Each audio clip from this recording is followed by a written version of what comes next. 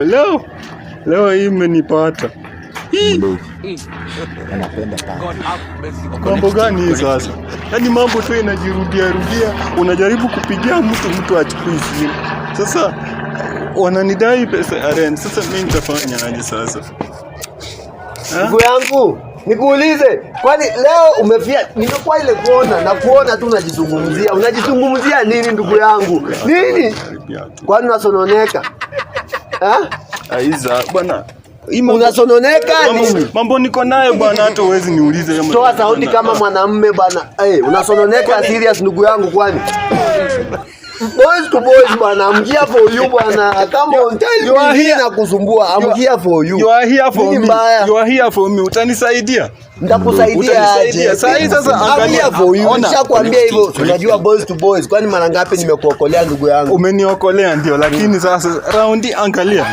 Anti amenikujia, anataka pesa. Unaona? Mimi niko na 3k, nyumba ni 4k. Sasa hii 1k inaniletea shida. Umse hata niekea vitu zangu nje bwana. Niokolee hiyo 1k. Umse hata niekea vitu zangu. 1k niongeze kwa hii 3k, at least niende nilipe hiyo keja. Wallahi hii kitu inaniumiza bwana. Sasa nikuulize, hii kusononeka yote unasononeka juu ya pesa? Hii kitu inaniumiza. Unasononeka juu ya pesa ndugu yangu? Hii kitu inaniumiza. Nakuuliza tu nijibu. Unasononeka juu ya pesa? Si ndio hiyo? Ai, well mimi nikisema I'm here for you sikuongelea, sikumaanisha I'm here for you financially. Shida kila mtu ako nazo. Ukiamua zako zikusononeshe, hiyo ni yako.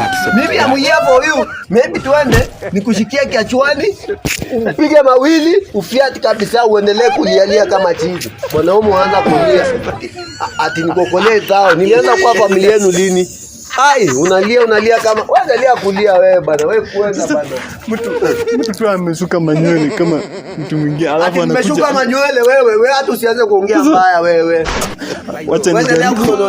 Wacha hata nijaribu kupigia huyu mwingine pia. Huyu